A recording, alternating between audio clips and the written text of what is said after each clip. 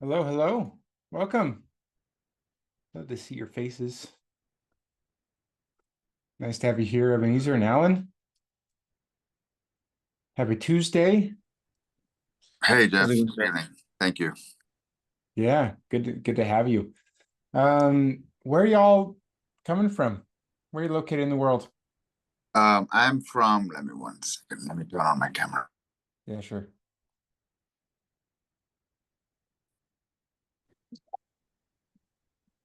Alan, while he's figuring that out, what about you?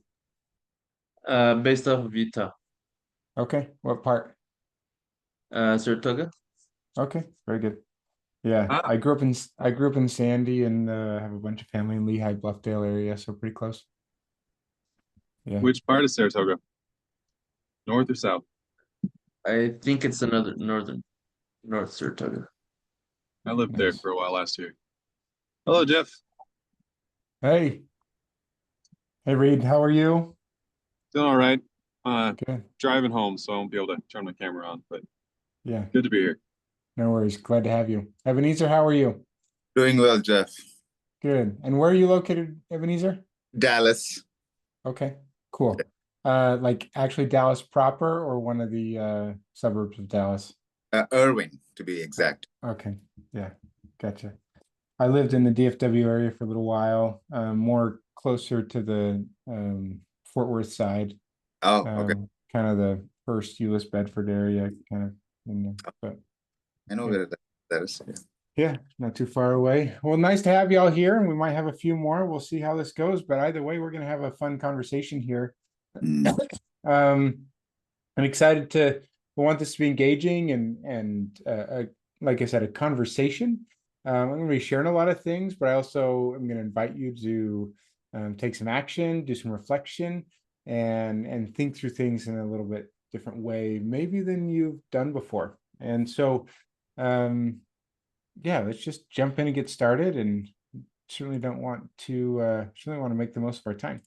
So we're talking about career transitions, but doing that with a lens through doing that with intention, because I find all too often You we have a on. tendency to just kind of take the career options that are given to us instead of saying, hey, what do I really want? What's most important to me? How can I make decisions that are in alignment with those intentions and those things that are important? And so that's really what this is going to be about. I find a lot of people, when they can do that well, can do that in 90 days. Um, there's a lot of variables to that, but it's really cool to see when it can come together quickly. So I want to start off, and my hope is that we can all get all of us thinking and contributing to the whole conversation throughout this. And I do this by using the quick chat. And because it's a small group of us, maybe we'll just do this more verbally instead of using the chat box. But I'm curious, I want you to think through this and would love to hear some of your thoughts. What is one of the best pieces of career advice you've ever received? Now, let me share with you my intention while you're thinking about this for asking this question. Is that my hope is that, hey, here at the very beginning, each of you could share something that will be beneficial to the other. And we're all going to come away from at just a couple minutes into this with something of use. So you can type it in, or if you want to quickly unmute and just share with us, what's one of the best pieces of career advice that you've ever received? For me, I'd say don't be afraid to ask for help because I Yeah. know sometimes we're pressured to know everything on the spot, especially in our job positions, but Mm, that doesn't mean that we can't ask for help. yeah, absolutely. Love that, Alan. Thanks for sharing. Any thoughts here?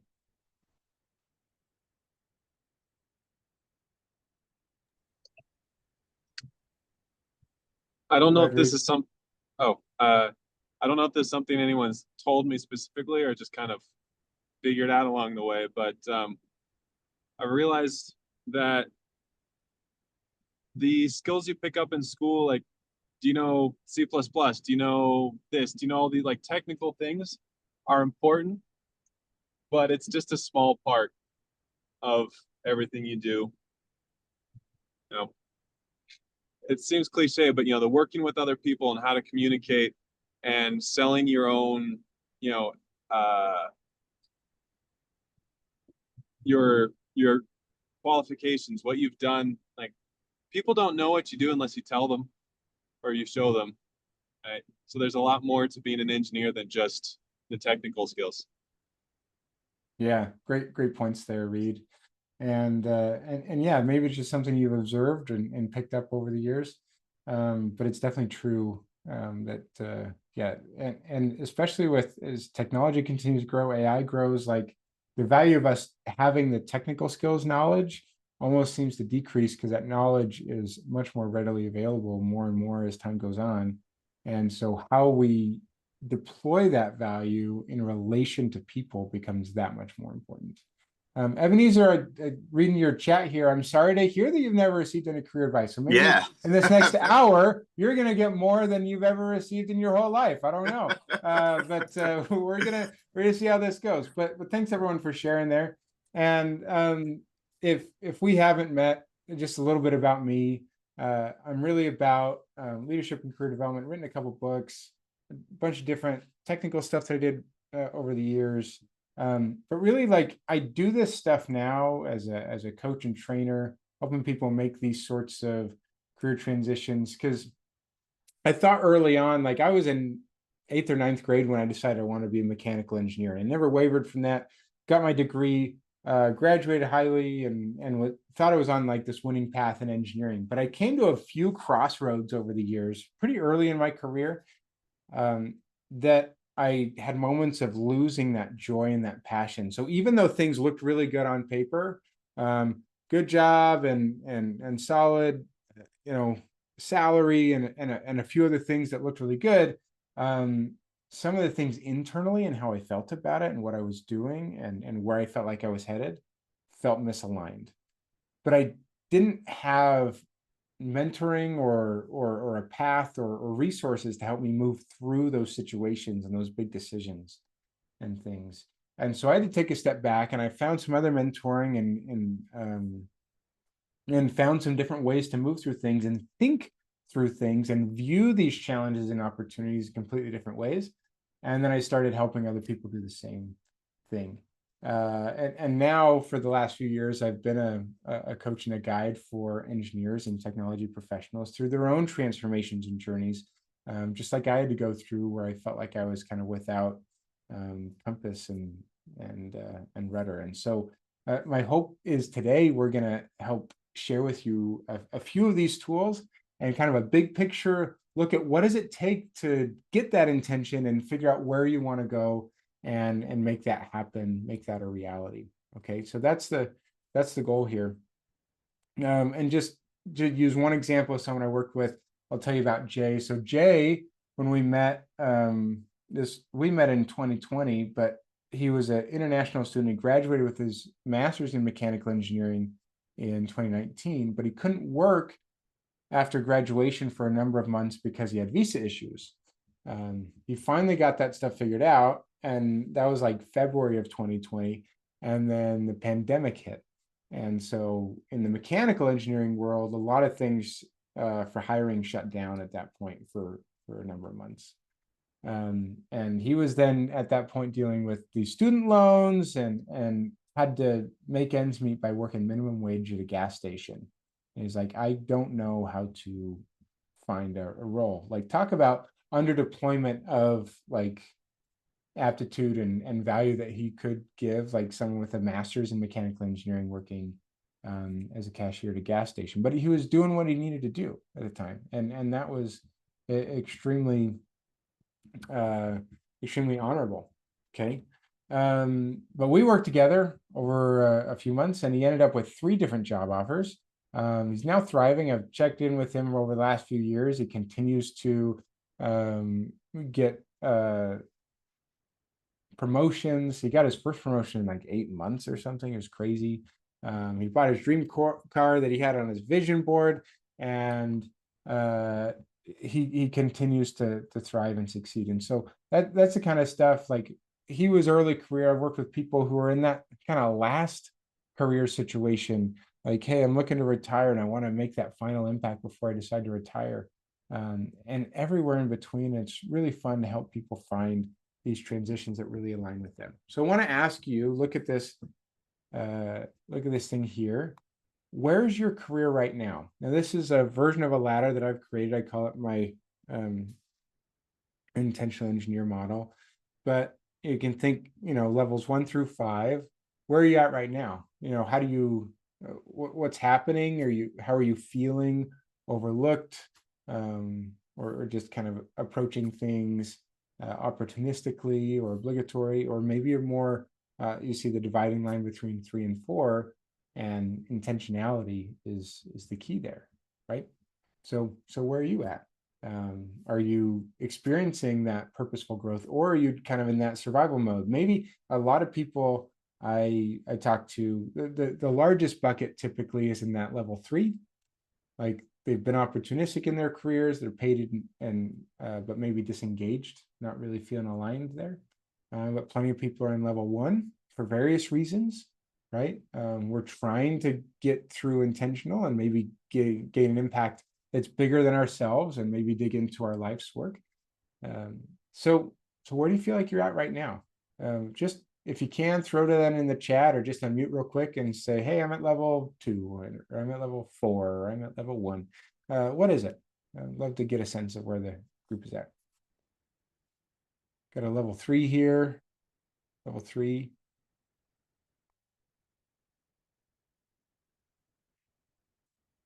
Yeah, really common. So think through that for a second. Yeah, Reed, and I love that, where say, hey, I'm at 3 right now, which is, there's nothing wrong with that, but I have ideas to get to 5, and that's where we're trying to move towards, right? That's the intentionality, is the fuel to get there. Whether you're at 1, 2, 3, or 4, we're trying to get to 5, no matter what level you're at right now. So that's awesome. My promise to you is that by the end of our time together, you're going to have some clear actions and adjustments that you need to make an intentional career transition or upgrade. And I'm going to do that through teaching you something that I've created called the Next Level Engineering Career Formula, and how you can apply it. So that's my promise and my intention. My invitation to you is to be present, to engage with the session as much as possible, put the cell phone away, unless that's what you're tuning in with, and remove other distractions as much as possible. Actively engage, see what you discover, take notes, and also be willing to take action on the other side of this. And my hope here is that this feels like a different kind of webinar or training, that yeah, there's an opportunity for us to do some one-on-one work together, but whether you decide to do that or not, you're going to get some real value. But if you do love this webinar and this workshop, this is only a small fraction of what I do in depth with my clients, and so I can't wait to show you what's next if that's something you want to discover. So let's jump right in and talk about this Next Level Engineering Career Formula. And I want to build this out kind of like a pyramid. And any building you're going to create is going to have a strong foundation. So that's where we're going to start. That's the first piece of our formula, is the foundation. Okay. And inside of the foundation are 3 key things that I find are really foundational if we're going to build an intentional career. And there are 3 things that are mindsets, getting clarity on our career and the things that are most important to us, and building a personal brand. Okay. And so when we have these 3 things together, we can solidify that foundation for where we're going and why. Okay. Think about what happens without a foundation. You don't have to be a civil engineer to think about what might happen if a building has a terrible foundation. Things are going to crumble. And what does that look like? Well, maybe we're driven by fear. We have these internal beliefs or mindsets that we're not good enough. We don't deserve that. We have a hard time with our personal brand. We can't communicate the value that we bring. We get frustrated. We stop trying, right? Because we kind of get to this point of like, what's the point? Why keep trying when I keep getting rejected or whatever else over and over and over again? And I've seen that in so many people, and it breaks my heart. Maybe some of this sounds familiar to you, okay? But on the flip side, what happens if we build that strong foundation? Well, our mindsets are going to help us see challenges as opportunities, ways to grow. We're going to have clarity on where we're headed and why. We're going to have confidence in their path, and we're going to know how to clearly communicate the value that we bring, so that we can showcase how that resonates with other people, so they see, oh, this person can solve problems that we need. to have solved, right? So if you want a few questions to consider, this is kind of a really quick litmus test to consider, hey, how strong is my foundation right now? These are just a few to think about. Do I have confidence to make this career shift that I'm considering? What are the most important things to me as I move towards a new role? Do you know those things that are really important to you? What are my greatest skills, strengths, passions that could provide unique value to a potential employer? Am I willing to do what it takes and get out of my comfort zone? Okay. If you can answer these questions clearly and quickly and succinctly, your foundation might be pretty solid. Okay. If you can't, then that's probably an indication that there's some work to do here on your foundation. So these three things, a mindset, career clarity, personal branding, are the three things that we would focus on. Now, we don't have time to go deep into all of them. I could do a whole session on every single one of these things, but we're going to just do a little bit more of a deep dive on one of them. That's career clarity. This is really figuring out, like, what are your intentions to a degree. Now, what I don't want people to think is that when they're trying to find career clarity, that it's just like, hey, I need to like have this like perfect career mapped out, my 5, 10, 20-year plan. No, like for those of us who spend time in mechanical engineering or any other engineering thing, like we prototype, right? It's an iterative experience. We prototype, we experiment, we test, we reconfigure, we recalibrate, we try again. Okay, so these are a bunch of 3D printed parts you're seeing here on the screen. But how can we approach getting clarity as far as like, hey, what's the next experiment I can run? What's the next prototype? And every stage of my career, I see as a prototype and a stage and an iteration. And if and I'm collecting data through that. It's not like this treasure map where X marks the spot. And I'm finally found my treasure spot in my career once I've found that space. It's more like this. It's more like a scientific method. We have a hypothesis, we run an experiment, we analyze the data, we do it again.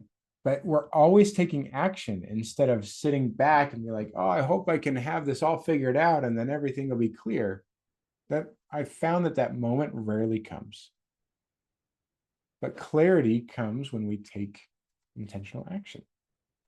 Now, that said, we can get clarity on the values and the things that are most important to us, and then try things and say, hey, what's in alignment with that, right?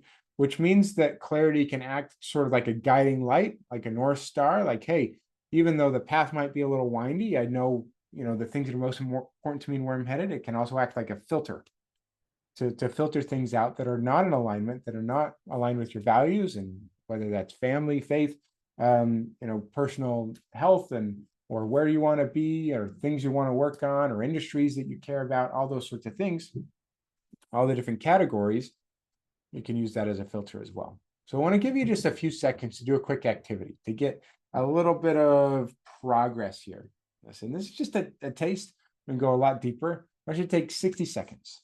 I want you to write about, or at least consider in your mind at minimum, what are some of your non-negotiables? When you think about making your next career move, what are some of the things that would have to be true for you to say, yes, definitely yes, I would do this? What are those things that you must have? Okay. And bonus, if you want to consider, why are those things so important to you? Okay. So what I find is intentionality is this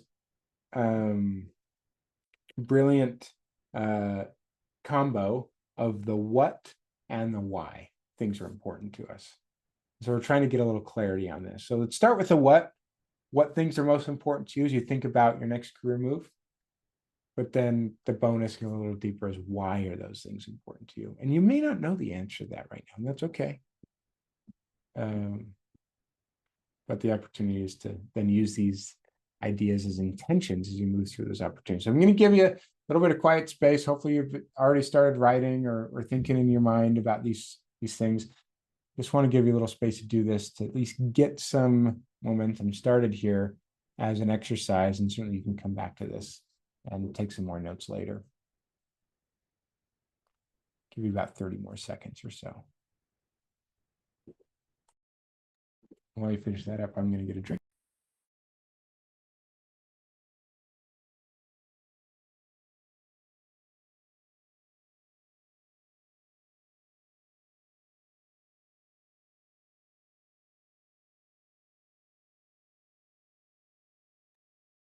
Okay, finish up your thought there for now. I know it's not much time, but hopefully that gives you just a little bit of a prompt. You can come back to that later. Give yourself a little space if you're writing in a journal or a notebook or something to continue that forward. Just because we have limited time, we got to keep going. We're gonna have some fun here. So if we built the foundation with mindsets, clarity, and personal branding, then we layer on the strategic actions that we take. And when it comes to career transitions, these are the key things we got to work on. Networking, LinkedIn is the most important social media place for our careers, and then our resumes as well. This is like, hey, how do we take the right actions to get traction? This is a strategy. We have to do the right things in the right way. That's really what strategy is about. Okay. So consider this: what happens without a good strategy? And to illustrate this, I want to talk through a brief history lesson that I learned a few years ago from British naval history. Okay. So, because without strategy, the lesson here is that it leads to inconclusive results. So back in the early 1800s, when there was a naval battle, the prevailing tactics were for those fleets to run parallel to each other, okay, and just fire broadsides at each other, okay, which meant that they were pretty much point blank range, and so it was whoever had the most ships and the most guns pretty much won, because by the time you were side to side, you pretty much couldn't miss, okay. And so even if one group was better trained, it didn't really mean that much. And there was a moment in there was a fight called the Battle of Trafalgar, and this was in 1805, and there was an admiral, British admiral by the name of Horatio Nelson. He had a problem because he was crazy outnumbered. It was a combined French and Spanish armada that Napoleon had ordered to disrupt British commerce at the time. And so they were in the British Channel. They were trying to prepare for a cross-channel invasion. Now, the British fleet was the best trained of all navies at the time, but they were vastly outnumbered. So he knew that if he didn't change tactics, he was still going to lose, even though he had the best trained fleet, just because he was outnumbered. So what he did was he changed the strategy. Okay, so you can see a little bit of this in the image behind here. Instead of going parallel, he went perpendicular. Okay, so he split his fleet up into two lines and went perpendicular to the French-Spanish combined armada. And this was a great risk, but he judged that this would send the less trained Franco-Spanish gunners into a little bit of a frenzy, and he'd be able to take advantage of that. And he was proved right. He did things differently. And so in the end, I think the numbers were that the French and Spanish lost 22 ships, which was about 2/3 of their fleet, and the British lost 0 ships. Okay. So he didn't do things the same way it was always done. He knew he could do it differently. And he tried it. And yes, it was a risk, but good and different strategy equals good results. So that's the opportunity. Sometimes even the very challenge that we're faced can provide us with the need for innovation to think differently. That allows us to do things differently and get different and better results, right? And gives you different tools to succeed. A lot of different stories we could share around that. But I want you to just think like, okay, if you're trying to find a new role or career opportunity, What do you think the numbers are, the statistics? What do you think the average number of applications are that get submitted for a corporate job posting? Okay, what do you think the number is? Do you think it's hundreds? Do you think it's dozens? Do you think it's thousands? How many? Okay, so just throw that in the chat if you can. What do you think the number is for an average job posting out there? How many people typically apply? Okay, what do you think it is? Alan's saying 600, thousands from Ebenezer. Yeah, and the truth is, it could be either of those ones for a specific role. And 500 from Reed and Steven. It's all over the board depending on specific roles, but the data shows that it's about 250. Okay, so some roles, you know, only get a few, and some roles get hundreds or maybe thousands. So it depends, but this is the average, right? So if you think about just on the average, if an average of about 5 people get an interview, and obviously only one gets a job, that's about a 2% chance of getting an interview. So purely on average, 1 out of 50 roles might result in an interview. Okay, but only one gets the job, and that's less than 0.5%. So, and when you think about like, hey, you know, if you're trying to get a new role, if you put in 250 applications, is that something you even want to do? I mean, I've talked to people who put in hundreds and hundreds and hundreds, maybe just through the easy apply button on LinkedIn or other things like that, which is part of why those numbers can get so high sometimes. But that's not an approach that I have found to be particularly useful. Usually ends up in the black hole, and over 70% of people or applications never even get a response back. And so I consider this a bad career strategy, partly because it's so typical. It's like running parallel in naval history, right? Instead of perpendicular. So you can go search LinkedIn, Indeed, whatever for hours. You can apply. You can hope for the best. And maybe you might find a recruiter in that company that you apply to and say, hey, I applied for the job. I'd be excited to work with you. How can can we talk maybe? But unsurprisingly, there's very little response. But you know what people keep doing when they don't get much response or results? They keep doing the same thing. And this is considered the definition of insanity. It's attributed to Einstein, although I don't think Einstein is actually the one that said it. Doing a little research here, but yeah, doing the same thing over and over again, expecting different results is maybe a definition of insanity. But I don't think any of you are insane, which is why you're here and you're saying, hey, what can I do differently? I want to change this up. Okay, so let's think of a good, different, better career strategy. How about we leverage from our foundation, our clarified personal brand, optimize our LinkedIn and resume, then identify companies that you are interested in that are in alignment with your clarity, with your purpose and values, and proactively reach out to people in those companies seeking informational interviews to build relationships rather than just asking for a job. Build those relationships, gain advocates, get interviews, refresh your career, an opportunity that truly suits you. This is a much better way. There's a lot of other pieces to this, but this is a very simplified version of a more effective strategy that builds on that foundation and aligns and does things a little bit differently because we're taking a people-centric approach to this through relationships. And the vast majority of jobs are gotten through networking relationships. Okay. I'm big on like, it's people that hire people. It's not job boards and resumes that hire people. Got to connect with people. Okay. So just a few thoughts there. So we've built the foundation. We've layered on a strategy on top of that foundation. And now at the top, we need to execute when the moments come. And that's usually in job interviews and negotiations when we're talking about a career transition. Okay. Because you think about it, if you have this opportunity for an interview, the last thing you want to do is waste that opportunity because you were unprepared. You didn't know much about the company, the people that are interviewing you, and some of the requirements of the role and things like, hey, what are they looking for? You don't know. It's hard for you to showcase how you can be most helpful to them.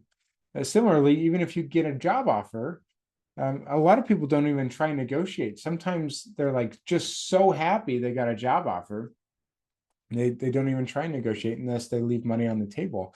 In fact, even like people who are very experienced in negotiations, research suggests that 80% of like seasoned executives leave money on the table in their negotiations. So that's something that us who aren't seasoned executives, we're probably going to leave some money on the table too. Okay, but not negotiating or not negotiating well can result in millions of difference over the course of your career. And so don't let this be you. Learn how to do this well. Okay. So think about like, those are some things we want to avoid, but what happens when we really execute solidly? We're going to make the most of those opportunities. We're not going to regret the way that we showed up to those interviews. Even if we didn't get the role, we're going to say, hey, I did my absolute best and I'm going to learn from that, right? Instead of saying, well, I totally screwed the pooch on that. I'm going to maximize, make the most of the transition into something that's not just good, but it's as great as it can be. Okay. Because we've negotiated not just compensation, but some of the other things that might be important to you as well. So think about this on a matrix scale. Okay. So vertical axis is like your negotiation skills. Horizontal axis is your interview skills. And these different quadrants. What happens when you have a combo of both, or a combo of just one or the other, or neither, right? So if you have neither, obviously we're kind of down in that quadrant 3, minimal opportunities. I see a lot of people in that quadrant 4. Maybe they interview well, but they don't negotiate well, and so they feel underpaid and they're kind of resentful. Quadrant 2, people feeling like, hey, I'm good at negotiation, but I struggle with interview skills. So they get this sort of overqualified, feel like they might be forced to take a step back. Obviously, we're trying to get to that quadrant 1 side where we can grow appropriately. So which quadrant did you feel like you were in? Okay, just go ahead and throw in the chat if you can, 1, 2, 3, or 4. And I'll go back to that on the interview and negotiation skills matrix here.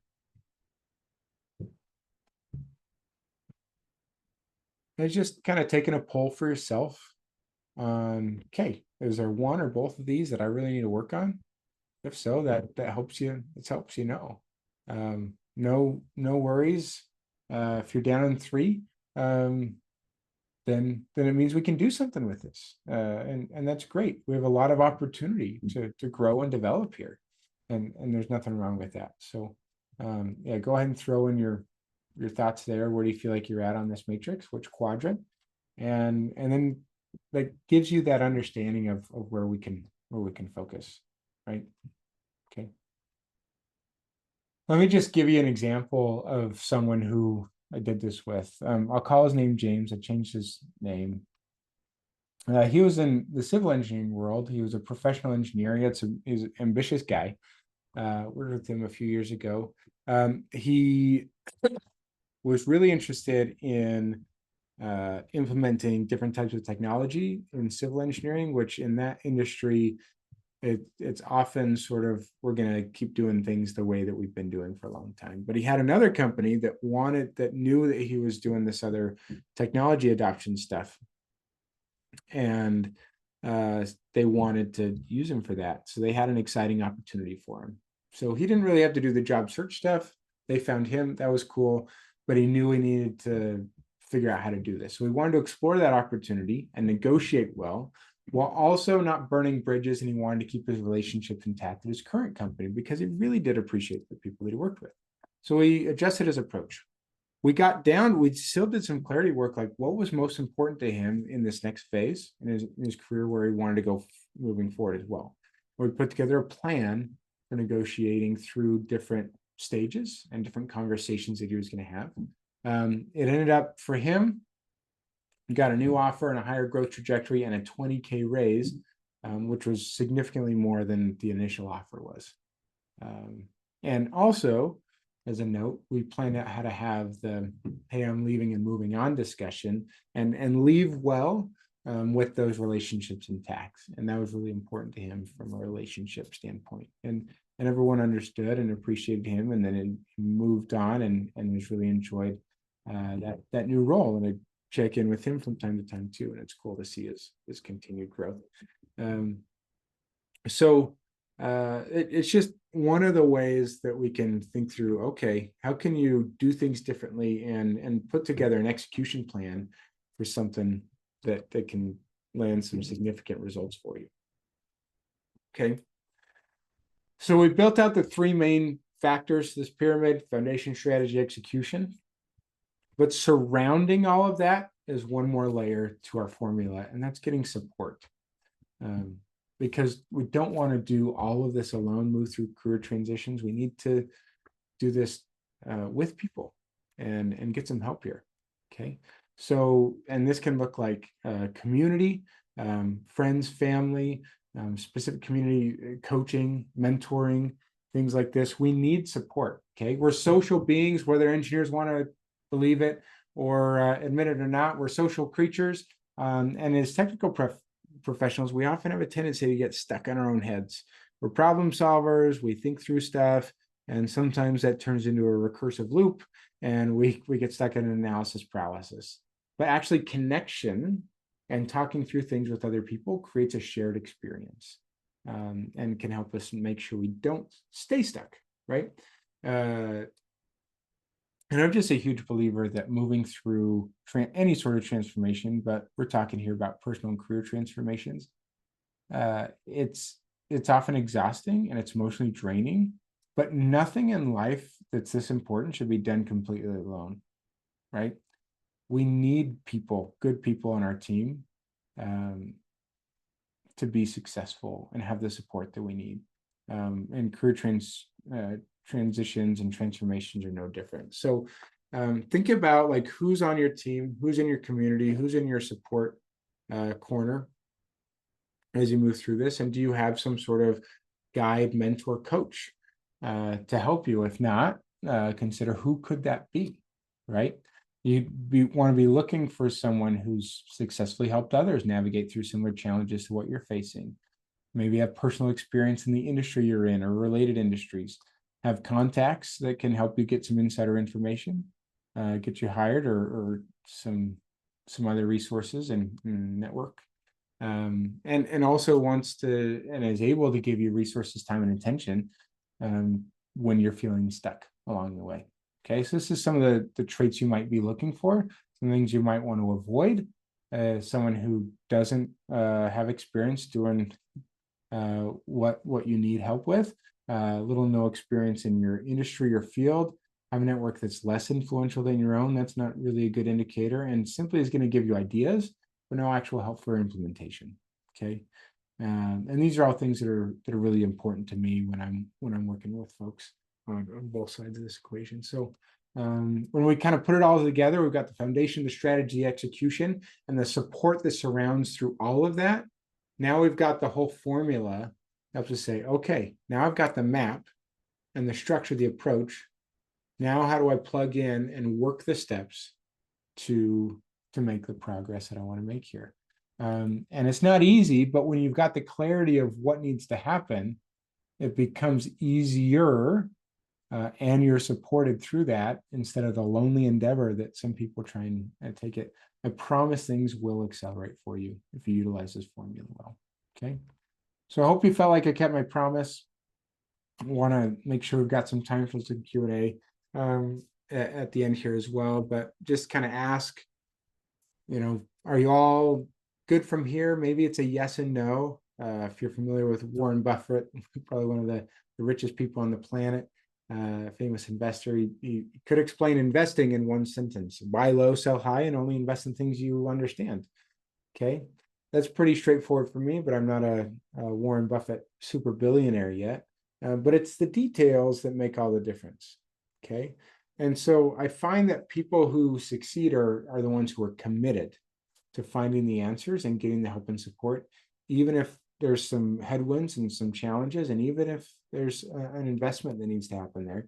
That's what Jay did and many of my other clients. So things you may need to figure out, and this is, again, kind of a litmus test to say, hey, do I need some extra help compared to what I'm doing right now? What direction do you want to take your career? Do you have an answer to that? How do you showcase your personal brand? How do you craft a great resume and LinkedIn profile? How do you get recruiters and hiring managers to talk to you, reach out to you? How do you get more interview opportunities? Can you multiply those? How do you negotiate the offers when they come? How do you make the most of the interviews you have? And where can you find the mentoring and support you need? And everything else that you don't know, right? It's a lot.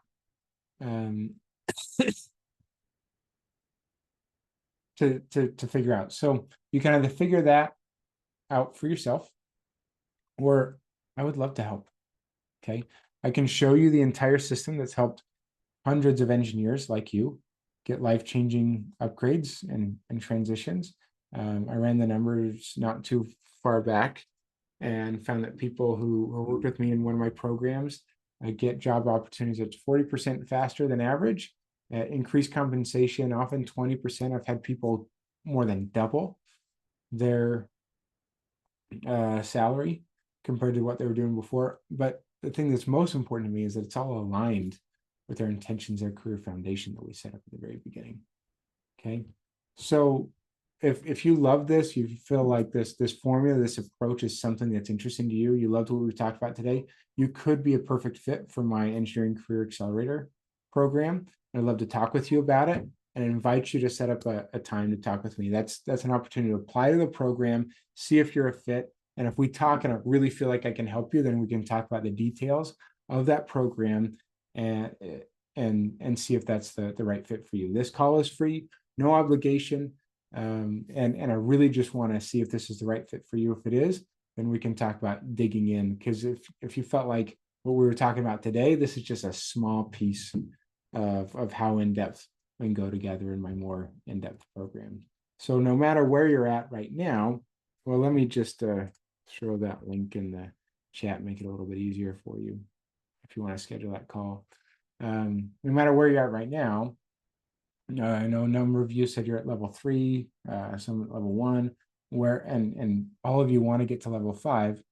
We can get you making some progress. At least can we get from 3 to 4? Can we get from 1 to 3 even? And then on your road to 4 and 5. But let's just make some progress and move towards where you want to go. So you have a choice. I like to compare it to physics here. One of Newton's laws: an object at rest will stay at rest unless it's acted upon by an outside force. So if you feel like you're at rest in your career in some way, whether that's out of a job or feeling stuck or disengaged, feeling like you have limited opportunities to progress, or you just have this feeling that you need to make a change, but you don't know how to do it or what change to make, you can choose. You can stay at rest, or maybe you can find that outside force, and perhaps the Engineering Career Accelerator program is the right outside force to help you accelerate your career right now. So here's the opportunity and the invitation. Again, go to jeff-perry.com/schedule-call. We're just going to set up a time to talk. You'll see my calendar availability. It's limited. But we'll discuss and go in depth with your unique career challenges and goals, where you want to head. And we'll see if we're a good fit to design a package specifically for what you need. Okay. So here's that link one more time.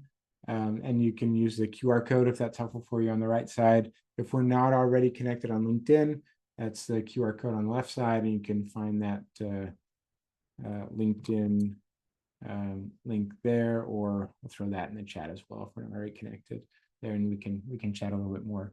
But I want to stick around and answer any questions here, and have this open-ended time, and make sure that if anyone is wanting to book that call, that I can confirm that, and make sure I don't miss anyone, so we can make sure people get that time on my calendar if they want to do that. So but with that, I want to open this up to any questions you've got about the stuff we went through today. I know we kind of sped through it, but I want to give you that overview, and then we can use this time to personalize this to your particular situation and what you're going through, so you can be most helpful. And obviously, schedule some time with me one-on-one. We can dig in to see what's really going on and give you some more clarity and plan for where you specifically need to work on. So what's on your mind tonight? How can I help?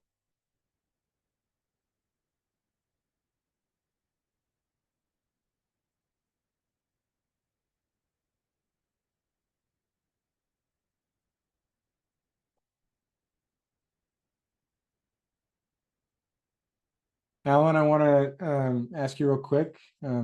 Glad to have you here. I think you put in the chat earlier that you're unemployed at the moment. Is that correct? Yes. Okay, cool. So tell us if you don't mind, like what happened? You get caught up in a layoff or something else going on? Yes, it was a layoff, but I mean, I'm just keeping my head up. Yeah, good, good. It's not the end of the world. Oh, totally. Yeah. It happens, and I understand that it happens to a couple of people. Oh, And this so was I this, can't even tell you how many people. yeah. And so right now, I'm in that mode of yeah, I've been doing the same thing, but it hasn't been working out. Looking for other ways to put myself out there in different Mhm. ways. Yeah. And this turned out to be a really good sense of help. Good. That Good. I was going towards that. My next step in this journey is to reach out to, especially to the companies that I'm interested in, and Good. because I was advised that have you tried looking for um, jobs in this way, where you would just go to the company, make an appointment, and see to the supervisor or project manager, one of the project managers for that company, and just invest your time in asking professional questions. For example, hey, my name is so and so. I see this opportunity that I'm interested in. How is it that I can get involved? Better ways to surpass what I'm doing now. Yeah. And I would even shift that even a little bit more. I wouldn't even lead with that message that says, "Hey, I'm interested in this role. How can I get involved?" I lead with just real curiosity on that person. Hey, I noticed that you are doing this. You did this in your past. You can gain a lot from their LinkedIn profile or other things, right? Or maybe from the company page if they're like one of the company leaders or something like that. And really express interest in them and curiosity about their career path thus far. One of the ways to think about that and sort of asking for these, it's sort of like if you're traveling and you get lost, maybe your GPS is broken. We don't have to do this as much with our phone GPSs anymore, but if the phone GPS is not working or you don't have service, and you have to ask for directions while you're traveling to a different city or town or country, something like that. Hey, how do I get to this thing? I'm trying to get here. How do I get there? That's kind of analogous to what this looks like on a career front. We're asking for career directions. We find someone who's maybe done some things that we want to do or we're considering exploring. I'm considering going down this path. Seems like you've gone down that path. I'd love to learn more about that, right? And a lot of people are happy to talk through that stuff, but we're leading with the curiosity, not with, "Hey, I'm interested in joining your company. Can you help me get the job?" Right? Because that begins the relationship and the conversation in a very transactional way. Okay. Which turns things off. Where a lot of people would be like, "I don't know you very well." And so, like, and so why would I immediately help you get this job? Whereas if you start with seeking to add value and curiosity and interest in your conversation, now like, okay, now I'm willing to get to know this person. And then you have a real conversation, it's going to come out that you're looking for stuff. Well, then they're much more willing to help in many cases, or maybe connect you with someone else, right? So just a little bit of a thought there, Alan, and hopefully that's helpful. But certainly would love to schedule a call and talk through things more in detail with you. What's your industry? Are you in the AEC industry, like civil? No, I'm a mechanical engineer. Mechanical? Okay, cool. Yeah, and I grew up in Utah and might have some friends or connections for you too. So we'll see yeah, would love to chat if we can schedule some time in the next little bit. Okay. Yes, of course. And I did take some notes on what you said, but thank you for the insights. Yeah, absolutely. Absolutely. By the way, this recorded, I'll get it sent out to you if you want to watch this again or review anything from tonight as well. Ebenezer, what about you? What's on your mind after going through some of this stuff? Would love to get to know you and your situation a little bit more and what you're thinking through right now. Yeah, thanks, Jeff. So I wrote down some notes here on the non-negotiables, Yeah, good. and the three circles that you wrote about: clarity, mindset, and personal branding. I'm employed right now. I work with a company called Cognizant. It is an IT service provider. The way I Yep. got into my career was, I got this job offer right after college. So I've been in this.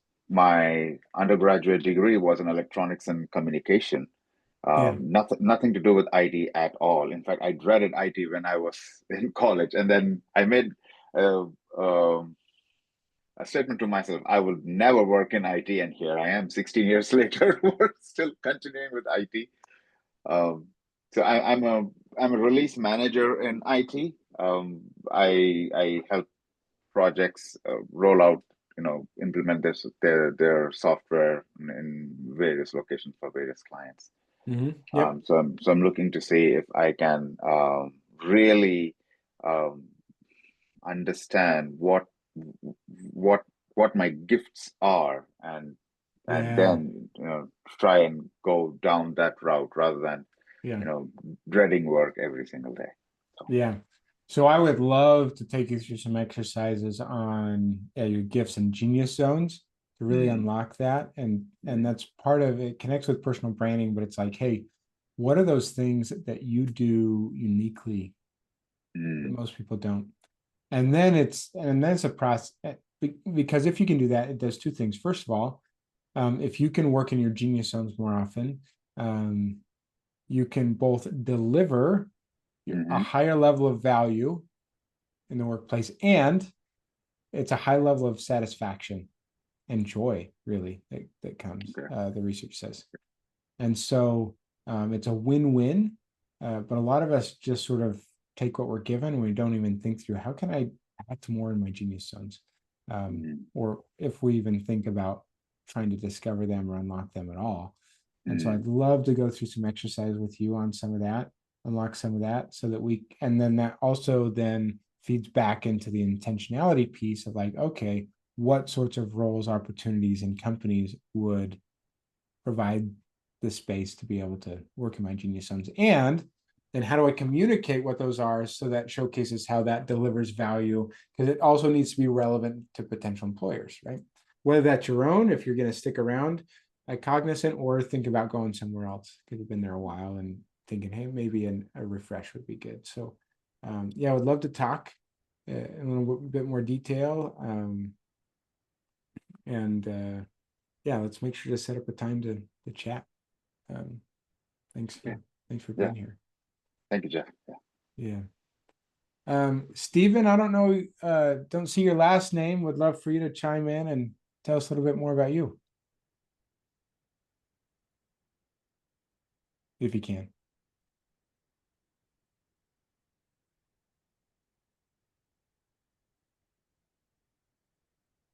And Reed had to go. Stephen, are you there?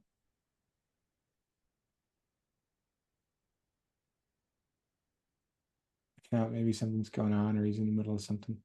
No worries.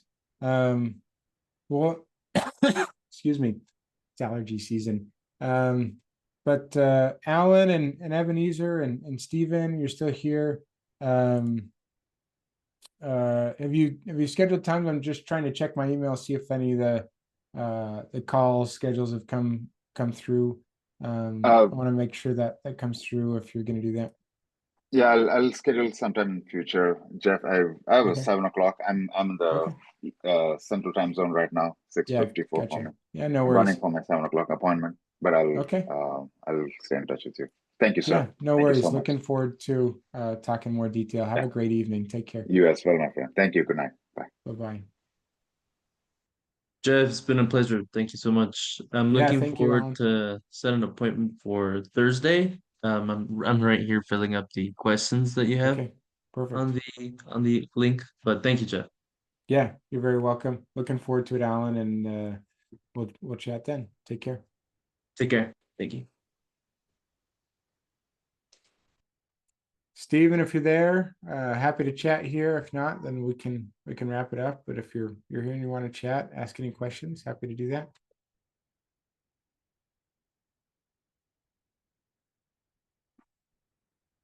All right.